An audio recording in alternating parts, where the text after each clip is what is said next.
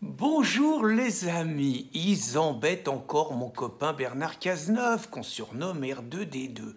Eh oui, moi j'y peux rien depuis qu'il m'a traîné au tribunal, qu'il me réclame 1 € de dommages et intérêts pour le prix de son honneur bafoué, pour un dessin dont je serai l'inspirateur, et 3 000 € de frais de justice. Ça a créé des liens entre Bernard et moi, et je supporte plus qu'on l'attaque dans la presse, encore moins depuis que je sais qu'il est l'espoir du Parti socialiste en 2022 pour barrer la route au péril fasciste. Donc ils embêtent Bernard parce qu'ils disent qu'il est le Premier ministre le plus éphémère de la Ve République, c'est vrai qu'il a fait que 5 mois, mais qu'il est celui qui nous coûterait le plus cher.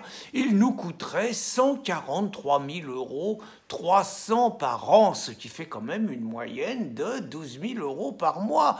Mais bon, tout a un prix quand même. Bernard, il a droit, comme les 11 anciens premiers ministres encore en activité, encore en vie, pardon, il a droit donc à sa voiture de fonction avec chauffeur. Et puis, Bernard, il est tellement menacé, il a droit à un officier de sécurité et il a droit à une secrétaire. Et tout ça, ça fait 143 000 €. Alors, on ne sait pas pourquoi, lui, c'est plus cher que Raffarin et Villepin, qui, eux, facturent que 120 000 € par an. Mais bon, c'est aussi moins cher quand même. Édith Cresson, par exemple, parce qu'ils ont droit à ça à vie. Édith Cresson, elle n'est plus Premier ministre depuis 27 ans, mais elle a toujours ça. Elle a coûté 2 800 000 € depuis qu'elle a quitté Matignon à la France. Bernard, il a bientôt 60 ans. S'il vit jusqu'à 87 ans, il va nous coûter ça.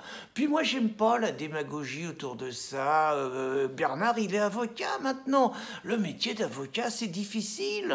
Regardez Villepin, qui était aussi Premier ministre, il est devenu avocat, il a eu qu'un seul client, certes le Qatar, qui lui laissait quand même 2 millions d'euros par mois, c'est que c'était un bon avocat, c'est tout. Puis vous avez Rachida Dati aussi comme avocate, on a parlé de chèques de 900 000 € par an payés par Renault, Carlos Ghosn et tout, donc moi je sais pas si Bernard y arrive, c'est pas si facile que ça. Et puis de toute façon, ce qu'il faut se dire, c'est que ce dont bénéficient nos 11 anciens premiers ministres, c'est de la rigolade à côté de ce que bénéficient nos 4 anciens présidents de la République encore vivants.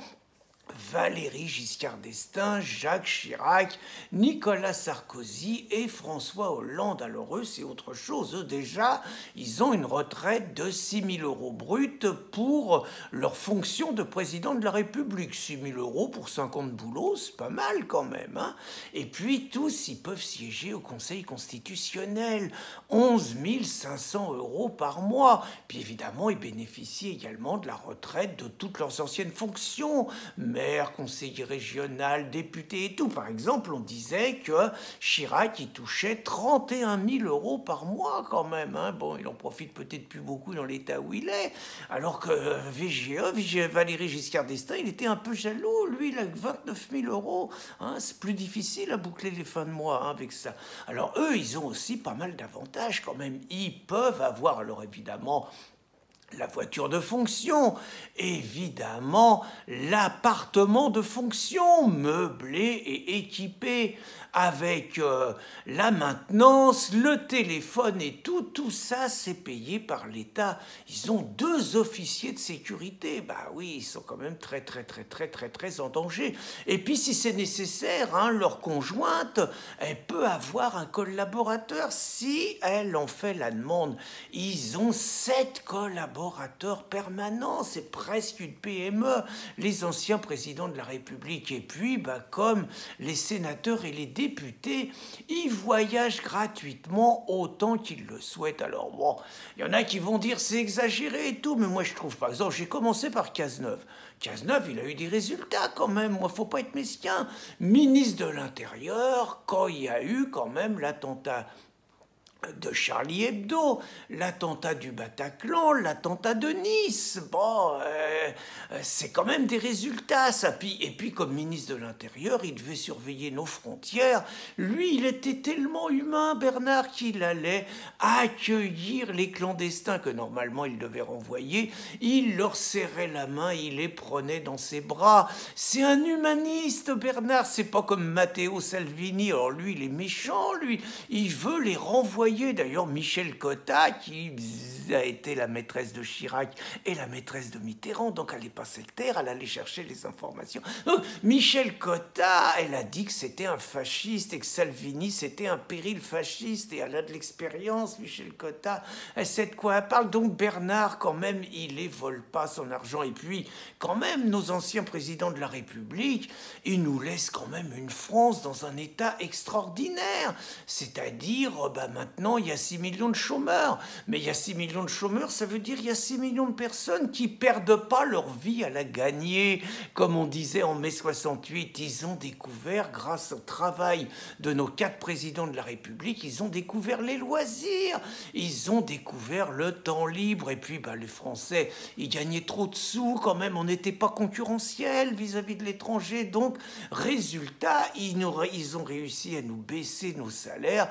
Et puis, le travail, il est parti à l'étranger, il n'y a plus de travail. Mais bon, au moins, le travail, c'est l'oppression, donc au moins, on est bien. Et puis, faut reconnaître quand même, on avait tendance à vivre un peu entre nous, entre gens qu'on se ressemblait.